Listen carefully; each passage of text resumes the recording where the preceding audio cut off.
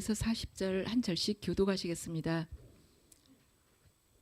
그런데 주님의 천사가 빌립에게 말하였다. 일어나서 남쪽으로 나아가서 예루살렘에서 가사로 내려가는 길로 가거라. 그 길은 광야길이다.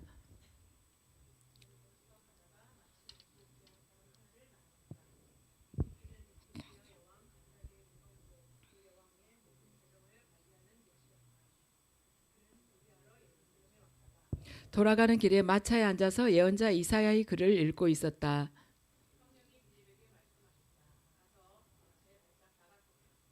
빌립이 달려가서 그 사람이 예언자 이사야의 글을 읽는 것을 듣고 지금 읽으시는 것을 이해하십니까? 하고 물었다.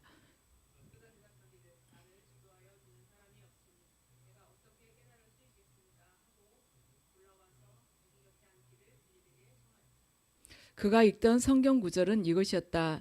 양이 도살장으로 끌려가는 것과 같이 새끼 양이 털 깎는 사람 앞에서 잠잠한 것과 같이 그는 입을 열지 않았다.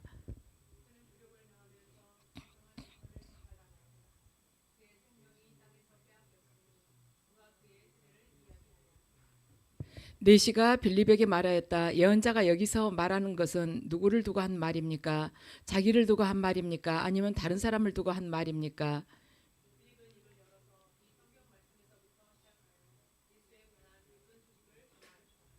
그들이 길을 가다가 물이 있는 곳에 이르니 내시가 말하였다. 보십시오. 여기에 물이 있습니다. 내가 세례를 받는데 무슨 거리낌이 되는 것이라도 있습니까?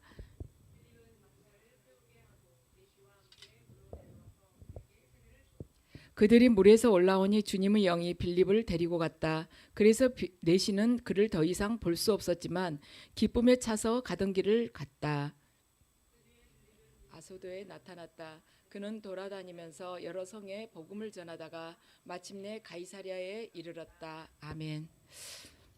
주님, 2000년 전의 성령님이나 지금 이 시대의 성령님이나 똑같은 성령님이시지만 저희들 삶 속에서 아버지의 그 살아계심과 성령의 일하심을 보기가 정말로 어렵습니다. 주님, 오늘 이 예배를 통해서 빌립이 성령님께 어떠한 태도로 성령님을 모시고 또한 간다게의 그 내시가 어떤 사모한 마음으로 주님을 구했는지를 깨닫고 아버지 저희들 삶이 믿음이 변화되게 하시옵소서. 예수 그리스도 이름으로 기도드립니다. 아멘. 오늘은 성령께 순종하다라는 제목으로 말씀을 전하겠습니다. 오늘 이 본문에 나온 빌립은 일곱 집사 식량 배급할 때 일곱 집사 중에 한 명으로 뽑힌 사람입니다. 그래서 그때 히브리 과부들과 헬라 과부들이 서로 섭섭하다고 그렇게 이야기를 했죠. 헬라 과부들이 이제 차별되어 받는 걸 그런 의미로 이야기를 했는데 그때 이제 사도들이 우리가 이 식량 배급에 치중할 것이 아니라 우리는 말씀과 기도에 열심을 하고 열심을 내고 식량 배급은 이제 누구를 뽑자. 성령이 충만하고 믿음이 좋은 이런 사람으로 뽑자 했는데 그 중에 한 명이 빌립인 거예요. 그런데 그때 식량 배급할 때 7명 뽑은 사람들이 다 헬라 계통 사람으로 이렇게 학자들은 말을 하고 있습니다. 그러니까 사도들이 히브리 사람을 뽑지 않고 헬라 쪽의 사람들을 다 뽑았다는 것은 참 놀라운 거죠. 아무래도 팔이 안으로 굽잖아요. 근데 그러지 않았다는 거예요. 그때 뽑힌 사람이 이 빌립입니다. 근데 우리가 왜 지금 2000년 전의 그 시대에 그리스도인이 했던 그 행적에 대해서 우리가 읽는 것일까? 그 이유는 그 당시의 사도들이나 일곱 집사들이 핍박을 받았었는데 핍박을 받고 흩어졌는데 흩어져 가지고 그들이 믿음 생활을 어떻게 했냐는 거예요. 흩어진 그 지역에 가서 어떻게 예수 그리스도를 믿고 증거했냐는 것이죠. 그래서 그것은 우리들 또한 유대인이 아닌 우리들 또한 지금 우리에게 주어진 그 자리에서 어떻게 믿음 생활을 해야 되는지를 이 본문을 통해서 우리가 알 수가 있는 것입니다. 왜냐하면 그건 똑같은 기준인 것이죠. 예수 그리스도를 믿는 그 뿌리가 예수 그리스도이신데 그분을 믿는 믿음의 사람들은 자기가 뿌리내리고 있는 그 지역 그 시대 그 지역에서 어떻게 살아야 되냐 하는 그런 답을 가르쳐주고 있기 때문이에요. 그래서 우리가 오늘 이 본문을 이렇게 읽으면서 우리는 어떻게 살아야지 진짜 크리스천이 될 수 있는 것일까 그 답을 찾아보고자 합니다. 자, 26절 함께 읽으시겠습니다. 26절입니다. 자, 26절 여러분들 열으셨죠? 그런데 주님의 천사가 빌립에게 말하였다. 일어나서 남쪽으로 나아가서 예루살렘에서 가사로 내려가는 길로 가거라. 그 길은 광야길이다. 아멘. 그런데 주님의 천사가 말하였다. 이렇게 이야기를 했죠. 그 전에 도대체 어떤 일이 있었을까? 어떤 일이 있었냐면 빌립이 사도행전 8장을 열면요. 처음에 이제 스데반이 죽고 난 후에 예루살렘에서 예루살렘 교회가 크게 박해를 받았어요. 그래가지고 그리스도인들이 다 여기저기 흩어졌습니다. 그런데 흩어진 사람들이 돌아다니면서 복음을 전했어요. 그 중에 빌립은 사마리아 성에 가서 복음을 전했다는 것입니다. 그래서 사마리아 성에 가지고서 복음을 전하면서 귀신도 쫓고 병도 고치고 있어요. 그래가지고 사마리아 성에서 빌립이 아주 유명 인사가 됐습니다. 왜냐하면 표적이 나타나면서 전도 열매가 여기 사방에서 맺히게 됐거든요. 그러면 우리 생각에는 어때요? 빌립이 사마리아 성에 가서 복음을 전하면서 사마리아 성에 큰 기쁨이 가득 찼고, 그리고 그 복음을 듣고 사람들이 많이 예수께로 돌아왔거든요. 그러면은 그 자리에서 계속 복음을 전해야 되잖아요. 근데 성령님께서 빌립에게 가사로 가라고 말씀을 하십니다. 우리는 이 자리에서 뭔가 형통하고 부흥이 있으면 그 자리에서 계속해서 하기를 원하잖아요. 근데 성령님께서는 뜻밖에도 가사로 가라는 거예요. 근데 사마리아에서 가사까지는 100km가 훨씬 넘는 길이에요. 근데 그 길은 지금 성경에도 말씀하다시피 광야길이라는 것입니다. 사람이 별로 안 다녀요. 우리가 말하자면 상식적으로 생각하면 사람 많은 데에서 지금 부흥이 막 일어나고 있으니까 거기서 사역을 해야 될 텐데 사람도 없는 광야길을 가라는 것입니다. 그래서 성령님은 왜 그러실까? 왜 빌립에게 광야길로 가라고 하시는 것일까? 그런데 빌립은 순종을 합니다. 빌립은 무슨 일인지는 모르지만 자기가 누구를 만나러 가야 되는지도 모르지만 가사로 가는 거예요. 성령님 뜻에 순종을 해서 우리가 보통 때 성령님을 간절하게 구합니다. 그런데 성령님의 인도하심을 받는다는 것은요, 보통 우리 상식적이고 보편적인 그러한 기준을 뛰어넘어서 살 그 각오를 우리가 해야 된다는 거예요. 내가 성령의 인도하심을 현재 받고 있다면 보통 사람들이 일반적으로 생각할 수 있는 그런 삶이 아니겠구나, 그걸 예상을 해야 된다는 것이죠. 그래서 우리가 너무 평범하게 산다, 믿지 않는 사람들도 우리를 충분히 이해하고 또한 우리들이 삶이 별로 독특한 게 없다, 그러면 내가 지금 성령의 인도하심을 받지 않고 있을 수도 있다는 것입니다. 성령의 인도하심을 받지 않는다면 세상 사람하고 구분될 것이 하나도 없어요. 그래서 내가 독특한 삶을 살지 않고 있다, 그러면은 내가 성령님의 뜻에 민감하지 않을 수도 있는 것입니다. 다 27절 28절 함께 읽으시겠습니다. 빌립은 일어나서 가다가 마침 에디오피아 사람 하나를 만났다. 그는 에디오피아 여왕 간닥의 고관으로 그 여왕이 모든 재정을 관리하는 넷이었다. 그는 예배하러 예루살렘에 왔다가 돌아가는 길에 마차에 앉아서 예언자 이사야의 글을 읽고 있었다. 아멘. 빌립이 성경에 붙들려 가지고 가사까지 딱 내려갔는데 거기서 누구를 만났냐면 딱 한 사람, 넷이를 만난 거예요. 에디오피아 간다게의 넷이었습니다. 그러니까 간다게의 재정을 맡은 사람인 것입니다. 에디오피아 간다게의 재정을 맡은 넷이었습니다. 그러니까 에디오피아 여왕의 신임을 받아가지고 이 사람은요 재정을 맡게 되었는데, 그래가지고 그 재정을 맡으면서 여왕에게 부탁을 해가지고 지금 예루살렘에 왔다 간 것이죠. 굉장한 능력자인 것이죠. 여기서 에디오피아 간다게의 재정을 맡은 넷이다. 이 말은 간다게는 뭐냐면 에디오피아 여왕 이름이 아니라 에디오피아에서 왕을 호칭할 때 간다게라고 했습니다. 그러니까 애굽에서 왕을 호칭을 할 때 바로 그렇게 이야기를 하듯이 에디오피아에서는 간다게라고 이야기를 했어요. 특정한 어떤 왕 이름이 아니라. 근데 이제 이 넷이가 여왕한테 허락을 받고 예루살렘에 왔다는 것입니다. 근데 예루살렘에 왜 왔냐면 27절 끝을 보면 그래요. 끝절 27절 제일 마지막 절을 보면은 그는 예배하러 예루살렘에 왔다는 것입니다. 예배를 드리러 왔어요. 그래서 여왕에게 말미를 좀 달라 그래가지고 일부러 예배를 드리러 온 것입니다. 일부러 여왕하고는 상관없는 에디오피아하고 상관없는 예배를 자기가 드려야겠다고 여왕에게 부탁을 할 수 있는 그러한 관계, 여왕하고 이 내시하고 그런 관계, 또한 그런 부탁을 하면은 여왕이 들어줄 수 있는, 흔쾌히 들어줄 수 있는 그런 관계인 그러한 굉장한 사람이었다는 것이죠, 이 내시가. 근데 그 사람은, 이 내시는 정말 보면은 모든 것을 다 갖추었어요. 다 갖췄는데 유능하고 여왕으로부터도 신임을 받고 또한 믿음 생활도 하고 있잖아요, 지금. 그런데 왜 굳이 예루살렘에 와서 예배를 드리려고 했을까? 전부 다 갖추고 있는데, 근데 왜 그랬을까? 이 내시 속에는요, 이 재정을 맡은 내시의 마음 속에는 그 무엇으로도 채워지지 않는 목마름이 있었다는 것입니다. 그래서 예배를 이 사람이 사모를 한 거예요. 내가 예루살렘 가서 꼭 예배 한번 드려봤으면, 그러한 사모하는 마음이 있었어요. 그래서 우리 영혼 안에 그거예요. 하나님으로부터 많이 채워질 수 있는 그런 공간이 있다는 것이죠. 이 내시 안에도요, 세상적인 것으로는 다 갖췄는데 채워지지 않는 그 영적인 공간이 다 그 밀실이 있었다는 것이에요. 하나님을 만나고자 하는 그 밀실이 딱 비어 있으니까 항상 그 공허함이 느껴졌다는 것이죠. 그래가지고 이 사람이 예루살렘에 온 것입니다. 그런데 이런 사람이 지금 이 에디오피아의 이 네이시 한 명뿐인가? 아니라는 것입니다. 이 세상에 이런 사람들이 너무 많다는 것입니다. 문제는 갖출 것 다 갖췄는데도 아무 만족을 못해요. 그리고 기쁨이 없는 것입니다.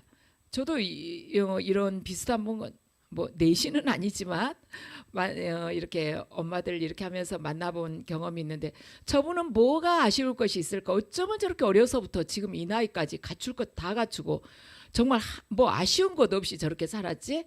그런 생각이 드는 사람인데도 이렇게 깊이 이야기를 나누다 보면은 저 죽고 싶어요, 이런 이야기를 해요. 이런 이야기를. 그래서 우리가 모든 걸 다 갖춘 사람 절대 부러워할 것이 아니라는 것입니다. 하나님만이 채워주시는 그 밀실을 우리들은 정말 충만하게 채우고 있다는 것입니다.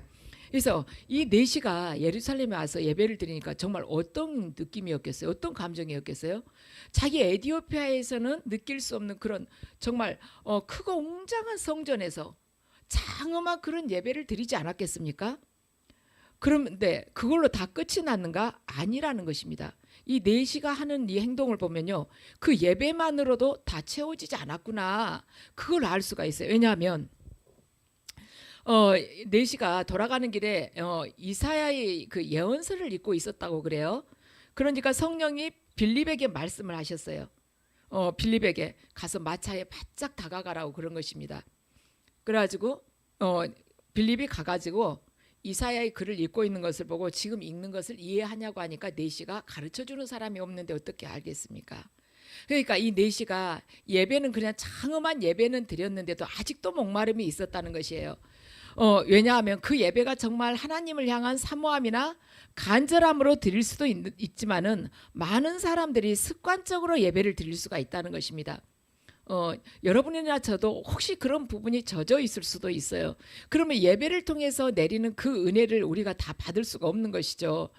예배 동안 또 그 예배 드리는 동안 뭔가 부담이 있으면 또 그 온전하게 하나님 바라보기가 힘들어요.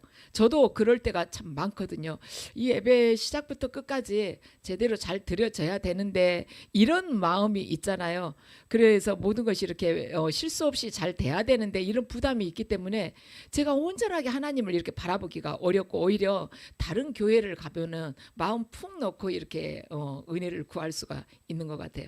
그래서 우리가 예배 드릴 때 뭔가 하나님 외의 그 뭔가를 내가 가지고 있다면은 다 그 말하자면 간절하게 하나님으로 그 영으로 충만해지는 그런 은혜로 충만해지는 그런 예배를 드리지 못할 수가 있다는 것입니다.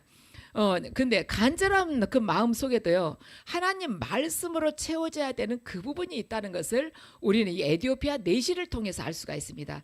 내시가 얼마나 간절했으면 에디오피아에서 예루살렘까지 가서 예배를 드렸겠습니까?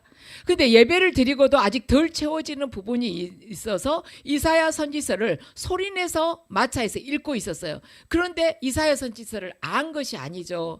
누가 가르쳐주지 않으니까 몰랐다고 그러잖아요. 읽고 있는데도 모르는 것이에요. 얼마나 목마르고 답답했겠습니까? 저는 그래요. 저나 여러분이나 그런 예배를 아직 본 적이 있는지 없는지는 모르지만 우리가 예배를 한번 드리고 정말 은혜 깊은 예배다. 이제 내가 이 예배를 드렸으니 더 이상 이제 정말 죽어도 한이 없다. 그런 예배를 저와 여러분이 드려봤으면 참 좋겠습니다. 성령 왜냐 우리가 아무리 먼 길을 가서 막 사람들이 좋다고 은혜롭다 하는 그 예배에 가도 어쩌면은 그 사람들한테 권유 받은 만큼 권면 받은 만큼 그만한 은혜를 못 누릴 수가 있거든요.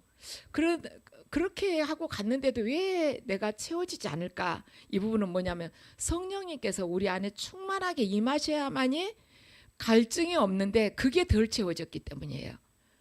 저와 여러분이 앞으로 뭐 지금까지도 그렇게 해왔지만 앞으로 믿음 생활하면서 계속 성령님한테 민감하게 성령님께 여쭤보고 지금 이 시간에도 성령님께 계속 마음으로 성령님 바라보면서 나에게 어떻게 말씀하시는가, 내가 지금 말씀대로 걸어가고 있는가, 지금 나의 이 선택이 하나님 뜻에 합당한 선택인가, 이걸 계속 물으면서 걸어갈 때 성령께서 우리를 정말 한치 오차도 없이 당신 뜻대로 인도하실 것입니다. 내시는요 지금 예루살렘에 가가지고 두루마리 성경을 하나를 구했어요. 그래가지고 이사야서를 딱 읽고 있는 것이며 그거 읽다가 빌립을 만난 것이에요. 여러분들 얼마나 아슬아슬합니까? 빌립이 지금 성령님께 순종을 했어요. 순종을 해가지고 이 사람을 가사로 가다가 지금 만난 것입니다. 빌립이 사마리아 성에서 복음을 전하다가 이제 예루살렘 쪽을 지나쳐서 이렇게 오게 되는데 예루살렘에 오다가 가사까지 오다가 중간에 예루살렘에서 머물러 가지고 사마리아 성에서 이러이러한 부흥이 일어났다고 하루고 이틀이고 앉아서 막 사람들한테 간증하면서 이야기했으면 어쩌겠습니까? 이 내시를 못 만나잖아요. 거기에 눌러 앉아가지고 남들하고 이야기하고 있거나 그랬으면. 그런데 빌립이 즉각 순종했다는 것이에요. 즉 사마리아에 예루살렘에 들리지도 않고 바로 성령님 뜻에 순종해가지고 가사까지 내려온 것입니다. 여러분 생각해 보세요. 거기는 광야길이라고 그랬어요. 사람도 잘 다니지 않는 길이에요. 빌립은 사마리아 성에서 가사로 오고 이 에디오피아 내시는요 예루살렘에서 가사로 오는 것입니다. 둘이 만나는 지점은 딱 한 군데밖에 아니에요. 그러잖아요. 양쪽에서 오는데 이렇게 오다가 딱 스쳐가는 이 서로 딱 교차점 여기서 딱 만나야 되잖아요. 둘이 딱 그 자리에서 만나야 돼요. 그런데 그 자리에서 만났다는 것입니다. 그 수많은 걸어오는 길에 사마리아에서 가사까지가 100km가 넘어요. 수많은 점들이 있는데 발자국들이 있는데 그중에 발자국 딱 하나 100km 넘는 길을 걸어오면서 딱 하나의 발자국에서 이 내시와 예루살렘 쪽에서 오는 내시하고 딱 만났다는 거예요. 우리가 순종할 때 그런 일이 일어난다는 것입니다. 왜 우리가 무엇 때문에 성령님께 순종을 해야 되는가? 우리는요 그 시간 그 장소에서 꼭 만나야 될 그 한 사람이 있기 때문에 그러는 것이에요. 성령님께 순종하고 성령님께 즉각 순종하고 가면요 성령님께서 그 마음을 불어넣으셔가지고 그 즉각 순종하고 오는 그 사람하고 딱 그 자리에서 그 장소에서 만날 수가 있다는 것입니다. 그래서 우리가 순종을 해야 되는 것이에요. 우리는 지금 누구 만날지를 모릅니다. 그렇지만 순종하면 하나님께서 계획하신 그 사람을 만나게 된다는 것이죠. 하나님께서는요 많은 예루살렘 사람들이 많았어요. 그런데 그 사람들 다 놔두고 예루살렘에 그 많은 사람들이 있었지 않겠습니까? 예배 드린다고. 근데 그 중에서 딱 에디오피아 이 내시 한 명을 딱 주목을 하고 있었다는 것입니다. 많은 사람들이 하나님 여호와 하나님 주여 주여 해도요 그 사람들한테 관심 두지 않고 이 내시 한 명을 주목을 하고 이 내시 한 명을에게 세례를 주기 위해서 하나님을 정확하게 예수 그리스도에 대해서 정확하게 알리기 위해서 사마리아 성에서 그렇게 뜨겁게 사역을 하고 있는 빌립을 불러가지고 이 가사까지 걸어 내려오게 한 것입니다.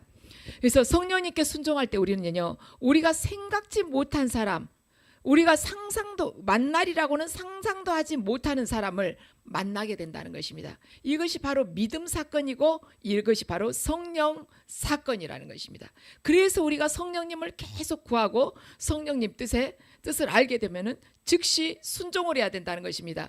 10발자국만 지나갔어도 만나졌겠습니까? 10발자국은 몇 미터겠습니까? 근데 100km가 넘는 거리에서 정확하게 둘이 만났다는 것입니다. 왜 우리가 순종을 반드시 순종을 해야 되냐? 우리는 다 모르기 때문에 그냥 순종을 해야 되는 것이에요. 성령께서는 영원에서 영원까지를 다 알고 계시잖아요. 우리는 바로 내 등 뒤에 있는 것이 뭔지도 모릅니다. 모르니까 무조건 성령님 뜻에 순종을 해야 된다는 것이죠. 빌립이 가사까지 갈 때 불평하면서 갔습니까? 불평하고 갔다는 말이 전혀 없습니다. 자, 보세요. 26절을 보면 주님의 천사가 빌립에게 말하였다. 일어나서 남쪽으로 나아가서 예루살렘에서 가사로 내려가는 길로 가거라. 거기는 광야길이다. 이렇게 성령님께서 말씀하셨어요. 그러니까 그 다음 27절에 뭐냐, 빌립은 일어나서 가다가 그랬어요. 즉시 순종을 했다는 것이, 딴 생각 안 했다는 것이에요. 그래서 빌립이 지금 광야길을 향해서 걸어가고 있어요. 저 결코 쉽지 않는 길입니다.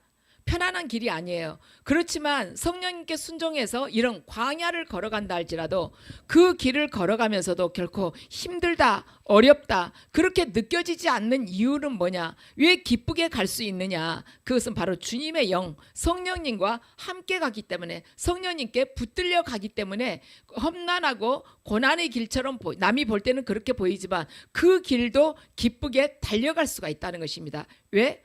주님께 붙들려서 가기 때문에. 우리가 주님께 온전히 사로잡혀서 가게 된다면은 고통이 아니고 죽음이, 말하자면 슬픔이 끝이 아니라는 것입니다.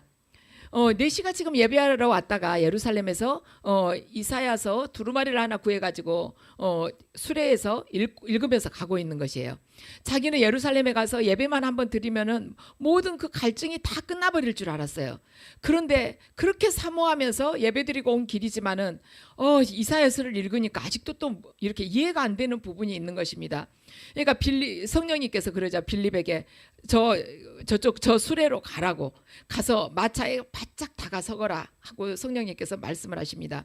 그래서 빌립이 이 간다게의 그 마차에 딱 가는 거예요. 그런데 가서 보니까 그 사람이 예언자 이사야의 글을 읽고 있었다는 것입니다. 소리를 내서 읽고 있었다는 것이에요. 그러니까 빌립이 그러죠. 지금 읽으시는 것이 이해가 되십니까? 이렇게 물어봅니다. 당신 지금 읽고 있는 것이 이해가 되세요? 이렇게 물어봐요. 우리가 빌립 입장이라면 이렇게 선뜻 이야기를 할 수가 있을까? 생전 처음 본 사람이거든요. 그리고 빌립 행세가고 이 간다게 넷이 행세가고 지금 갔습니까? 한 사람은 마차 타고 먼지 하나도 뒤집어 쓰지 않고 깨끗한 옷 입고 앉아서 이렇게 두루마리 성경을 이렇게 읽고 있는데, 빌립은 얼마나 때가 꼬장꼬장했겠습니까? 그 100km 넘게 걸어오면서 얼마나 먼지를 뒤집어 쓰면 어디서 목욕을 깨끗하게 하고 지금 내시를 만나러 간 것도 아니잖아요. 그런데 성령께 붙들려서 가기 때문에 자기의 그 초라한 몰골이나 거기에는 관심이 없다는 것이에요. 오직 하나님께서 지금 주시는 그 마음으로 성령께서 무슨 말을 해야 될지를 가르쳐 주신다 했는데, 성령께서 지금 입술에 얹어주신 그 말로만 전하는 것입니다. 그러니까 지금 읽으시는 것이 이해가 됩니까? 그런데 빌립은 지금 이렇게 이야기를 한 거예요.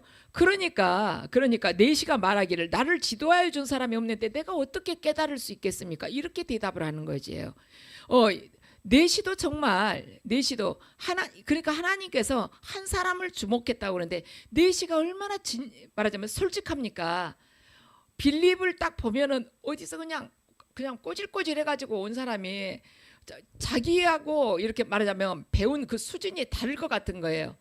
하층민처럼 보이는 거예요. 그리고 본인은 그 말하자면 간다게 그 재정을 맡고 있는데 얼마나 말하자면 그 사람이 유능한 사람이겠습니까? 어디든지 돈 맡은 사람은 꼼꼼하고 일 잘하고 똑부러지니까 시키잖아요. 그런 사람인데 자기한테 그거 읽고 있는 거 지금 이해 가냐고 그러는 거예요.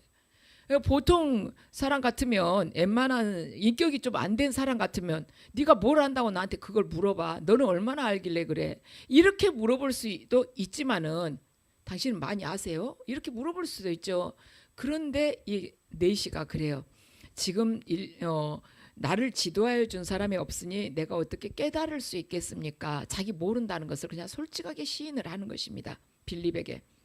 그러니까 하나님께서 이 내시의 솔직함, 그리고 하나하나 다 진지하게 그 말씀을 받아들이는 거, 그리고 지금 돌아가는 길에서도 마차 위에서도 소리내서 성경을 읽고 있다는 거 얼마나 지치겠습니까? 그럼 눈으로 읽을 수도 있는데 소리내서 읽고 있다는 거예요. 그 열심을 보시고 하나님께서 정말 네가 이 말씀을 사모하고 나를 갈망하구나 하고는 사마리아 성에서 사역하고 있는 빌립을 이리 보내신 것입니다. 그래서 우리가 성경을 통독하면서 잘 알지 못하는 부분들이 있잖아요. 그러면 내가 몰라가지고 이 부분은 뭔가 더 깊은 뜻이 있을 것 같은데 내가 피상적으로 이렇게 줄거리만 알고 넘어가서야 되나?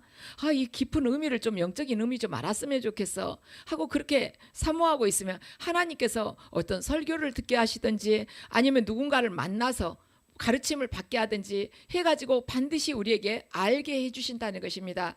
우리가 성경을 읽을 때 성경 자체가 성령님이시기 때문에 우리가 모르는 부분들을 성령님은 다 아세요. 어떤 부분을 얘가 또 답답해하구나. 때가 되면 반드시 그걸 열어서 우리가 이해하게끔 해주시는 것이죠. 그래서 우리가 성경을 읽어야 되는 거예요. 성경을 계속 읽다 보면 주님께서 때가 되면 그 궁금증을 하나하나 우리에게 해소를 시켜주십니다. 그래서 그걸 믿고 계속 읽는 거예요. 읽으면 하나님께서 때에 맞춰서 역사하신다는 것이죠. 빌립에게 그래요. 올라와서 자기 곁에 앉으라고 그래요. 네시가 자기 곁에 앉아서 좀 가르쳐 달라는 것입니다. 빌립하고 이 네시하고는 참 사회적 신분을 봐도요. 빌립이 이 네시 옆에 같이 동등하게 앉아서 그렇게 갈 만한 건 아닙니다. 그리고 문화적인 배경을 봐도 같이 앉아 있을 수 있는 그것도 아니에요. 그런데 만나서 같이 시간을 보낼 수 없는 그런 신분이고 그런 문화적 배경을 가진 사람이지만 성령 안에서 만나게 되면 놀랍게도 하나의 사건을 만들어낸다는 것입니다. 우리도 어디 가가지고 생전 처음 본 사람이 만약 기차를 탔다. 근데 생전 처음 본 사람인데 그 사람이 성경을 보고 있으면 갑자기 그냥 마음이 확 끌리잖아요. 한 번도 이름도 모르고 처음 본 사람인데도 갑자기 친밀한 느낌이 딱 들면서 이야기 한번 나눠보고 싶다 그런 생각이 들잖아요. 바로 빌립과 네시가 그런 것입니다. 성령 안에서 성령께서 이렇게 계획하셔가지고 이루신 그런 만남이기 때문에 하나의 놀라운 성령 사건을 지금 만들고 있는 것입니다. 자, 32절에서 34절 함께 읽으시겠습니다. 자, 네시가 읽고 있는 성경 구절입니다. 함께 읽으시죠. 그가 읽던 성경 구절은 이것이었다. 양이 도살장으로 끌려가는 것과 같이 새끼 양이 털 깎는 사람 앞에서 잠잠한 것과 같이 그는 입을 열지 않았다. 그는 굴욕을 당하면서 공평한 재판을 박탈당하였다. 그의 생명이 땅에서 빼앗겼으니 누가 그의 세대를 이야기하랴. 네시가 빌립에게 말하였다. 예언자가 여기서 말하는 것은 누구를 두고 한 말입니까? 자기를 두고 한 말입니까? 아니면 다른 사람을 두고 한 말입니까? 아멘. 하필이면 딱 이 네시가 읽고 있는데 거기가 어디냐면 이사야 53장을 읽고 있는 것입니다. 예수님과 딱 이렇게 맞는 예수님 그 사건을 읽고 있는 거예요. 그러니까 하나님께서 얼마나 말하자면 신비하게 이 만남을 딱 허락을 하셨습니까? 53장 읽을 때 이 말하자면 빌립이 딱 그 앞에 수레 옆으로 가서 딱 선 것이에요. 그래서 우리들이 하고 있는 말 아니면 누군가가 나한테 하는 말이 우연이 없다는 것입니다. 우리 사사기를 보면은 기드온이요 미디안 진의 부하를 데리고 미디안 진을 가져 밤에 거기를 한번 이렇게 정탐을 하려고 그랬는데 하나님께서 그러잖아요. 너 불안하면 미디안 진에 한번 가봐라. 오늘 밤에 한번 가봐라. 그러시잖아요. 그러니까 기드온이 부하를 데리고 미디안 진의 장막 곁으로 딱 갔는데 그 장막에서 말소리가 들리는 거예요. 미디안 병사들 말소리가. 갖고 이렇게 귀를 기울여 보니까 한 병사가 이야기를 하는 거예요. 어젯밤 내가 꿈을 꿨는데 보리떡 하나가 굴러오더니 우리 장막을 탁 치니까 그 장막이 푹 쓰러지더라 이렇게 이야기를 하는 것입니다. 그러니까 그걸 듣고 있던 사람이 뭘 하냐면 그게 그 보리떡이 이스라엘군을 말해 우리가 패한다는 뜻이지 이스라엘군이 우리에게 이긴다는 그런 뜻이다. 그렇게 이야기를 하니까 기드온이 굉장히 두려워했다가 그 두려움이 싹 없어지는 거야. 우리가 전쟁하면 나는 약한 것 같고 두렵지만은 하나님께서 이기게 하시겠구나. 이걸 딱 말하자면 감을 잡죠. 그래요. 하나님께서 그 시간에 그 꿈 이야기를 딱 그들이 하게끔 해서 기드온을 듣게끔 하시는 것입니다. 그래서 하나님의 뜻에 순종을 하면요, 이런 성령 사건이 일어난다는 거예요. 그 순간에 어떻게 기드온이 거기 갈지 그 병사들은 알았겠습니까? 그런데 하나님께서는 그 시간에 기드온이 딱 거기 발을 거기에 디디고 장막 옆에 서니까 그 꿈 이야기가 시작하도록 하신다는 것입니다.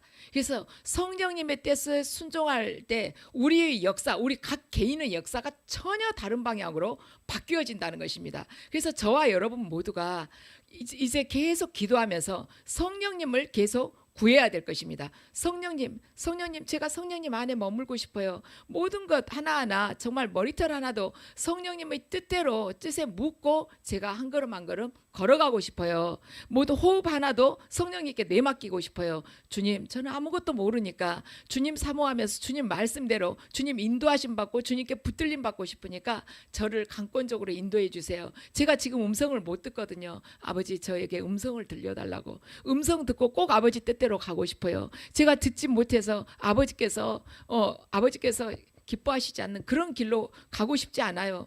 아버지께서 원하시는 길로만 갈 수 있도록 저에게 아버지 갈 길을 보여주시고 아버지 뜻을 들려달라고 이렇게 계속 기도하면서 저와 여러분이 한 걸음씩 걸어가기를 축복합니다.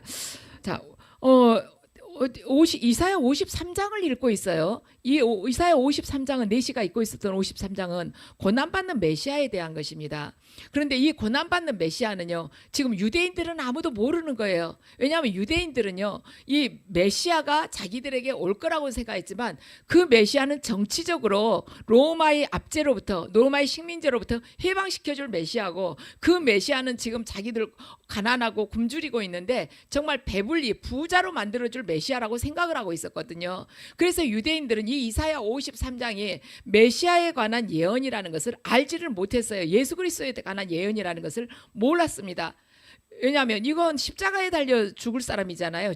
자기들 말로는 십자가에 달린 사람은 저주받은 자라고 이렇게 이야기했는데 그런 사람 이야기이기 때문에요. 그런데 성경을 보면 창세기 3장 15절에서부터 예수 그리스도는 십자가에 매달려 죽기로 이미 정해진 분이었습니다. 사탄의 머리를 깨뜨려 부수기 위해서 발 뒤꿈치를 사탄에게 물려야만 했어요. 그래, 구약 전체는 예수님을 가리키고 있는 책인 것입니다. 그래서 우리가 모두가 구약 성경을 읽어야 돼요.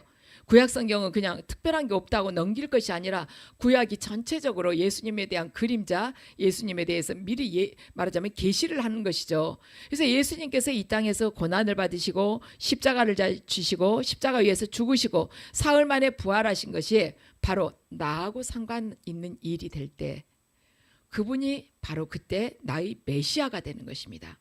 아, 내 죄 때문에 죽으셨구나.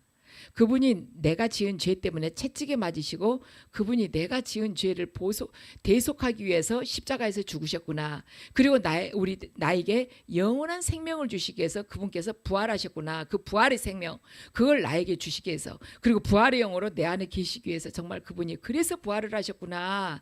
하늘 아버지께 가서 우리의 거처를 마련하려고 그분이 부활을 하셨구나.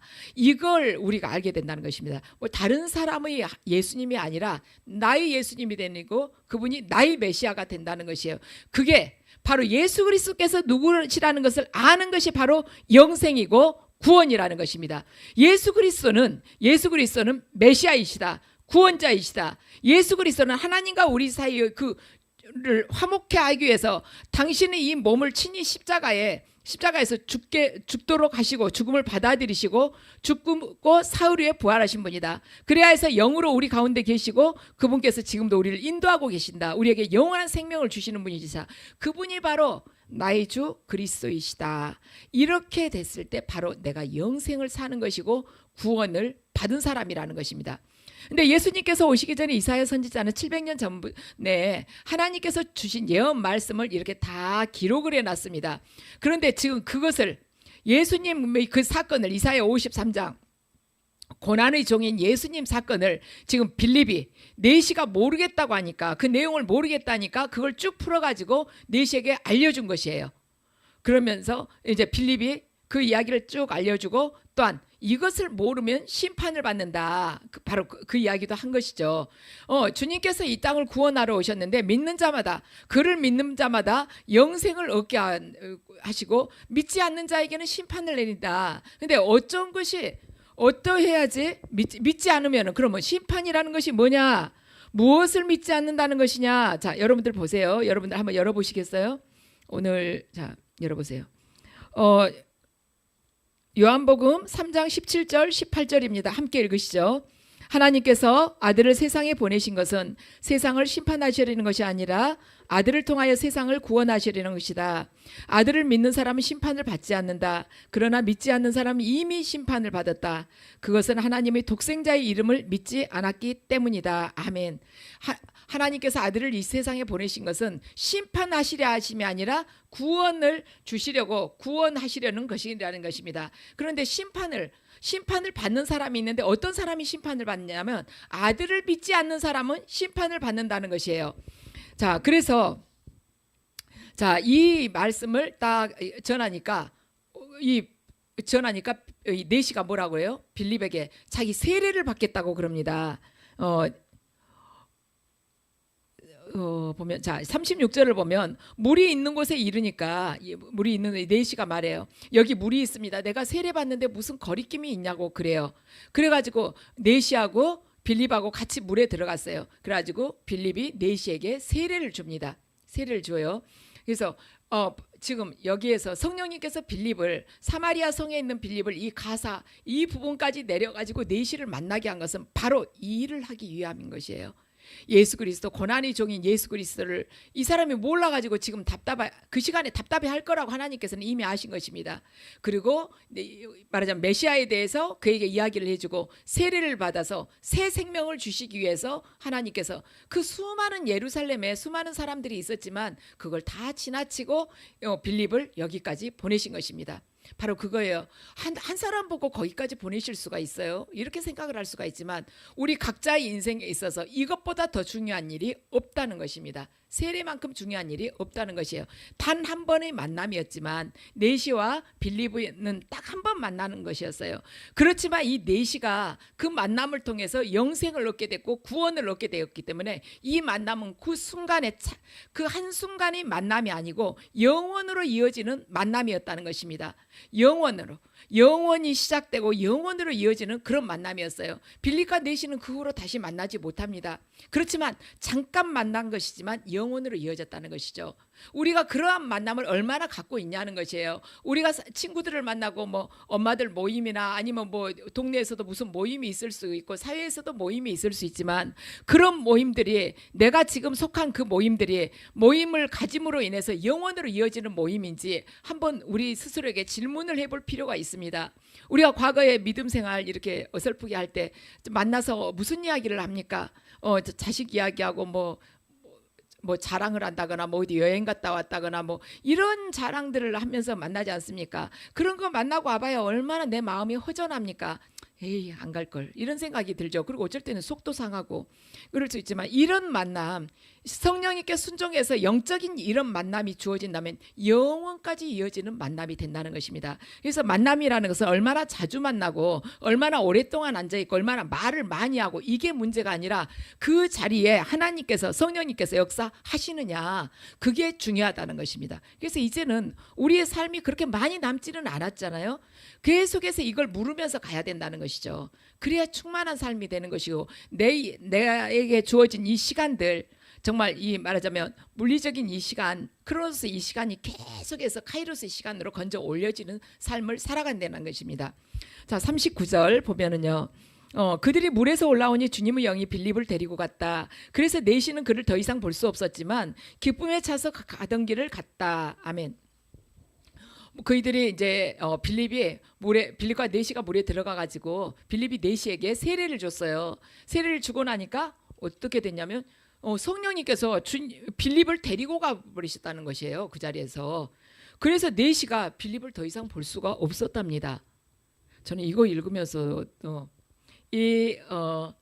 기쁨에 그래가지고 빌립이 그 다음에 아소도에 나타났다 그랬어요. 이 가사에서 아소도까지는 한 15km 되거든요.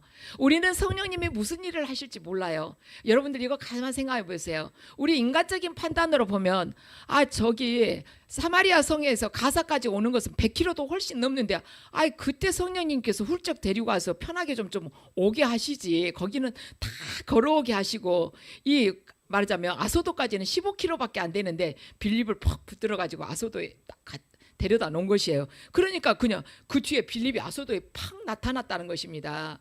그래서 우리 인간적인 생각으로는 먼 거리를 성령님이 좀 도와주고 가까운 데는 걸어가라고 하시죠. 하나님 일하시는 것은 우리 생각하고 이렇게 다르다는 것입니다. 어디서 와서 그 바람이 어디서 와서 어디로 가는지 모르듯이 성령께서는 우리 삶을 통해서 어떻게 역사하실지 우리는 모른다는 것이에요. 그런데 우리가 순종하기만 하면 거기서 믿음의 역사, 성령의 역사가 반드시 일어난다는 것입니다. 그래서 지금 이 시간에도 성령님께서는 이 장소에서 우리들이 마음을 다 헤아리시고 우리 호흡, 우리 말소리 하나까지 다 듣고 계신다는 것이죠. 그 성령님, 빌립과 함께하고 빌립을 훌쩍 데리고 아소도로 데리고 가셨던 성령님, 4시가 그 시간에 이사야 53장을 소리내서 읽으리라는 것을 알고 계신 그 성령님이 저와 여러분이 성령님이라는 것입니다. 그래서 저와 여러분을 통해서도 충분히 이런 역사가 일어날 수 있다는 것입니다. 그럴 때 수많은 자에게 전도가 절대로 어려운 일이 아니라는 것입니다. 이 간다게 이 내시를 통해서 북아프리카에서 많은 말하자면 복음이 전해지게 됐어요. 여기가 기독교 국가였거든. 지금 이슬람교가 많이 들어왔지만 복음이 그때 전해지게 된 것입니다. 그래서 이 한 사람의 만남, 우리 육의 눈으로 봐서는 한 명인 것 같지만 하나님 성령님께서 이렇게 역사하시면 수많은 자들이 그리스도인이 된다는 것이죠. 그래서 우리가 성령님께 순종을 할 때 단 한 번의 만남이 영원의 만남으로 변화될 수 있다는 거 우리가 잊지 않으시면 좋겠습니다. 그래서 빌립은요, 주의 영이 이끌려 가지고 아소도로 갔어요. 그곳에서도 또 계속해서 복음을 전한 것이죠. 그래서 저와 여러분이 정말 이 시간 이후로 성령에 이끌려서 주님이 원하시는 곳으로 가고 성령에 이끌려서 하나님께서 원하시는 가서 원하시는 말씀을 전하는 자, 그런 자로 살아가시기를 주의 이름으로 축원합니다. 정말 의미 있는 삶, 영원의 하늘나라의 영원히 기록될 수 있는 삶은 성령님과 함께하는 삶만이 기록될 수 있기 때문입니다. 우리가 하루 24시간이라는 이 시간이 주어졌지만 저와 여러분 오늘 곰곰이 생각해 보면 하나님을 내가 바라본 시간이 도대체 얼마나 됐지? 그 시간만 하늘로 올려진다는 것이죠. 그래서 그래도 그러한 우리는 지혜, 진리를 우리는 알 수 있는 이 마음을 열어주셨으니 얼마나 감사합니까? 그래서 저와 여러분 남은 삶이 몇 년이 되든 간에 성령님과 함께하는 그 삶이라면은 여러분과 저희 삶이 결코 작은 삶, 순간의 삶이 아닐 것입니다. 반드시 영혼과 연결되는 그러한 삶이 될 것입니다. 그래서 모두가 그 삶을 사시기를 주님으로 축원합니다.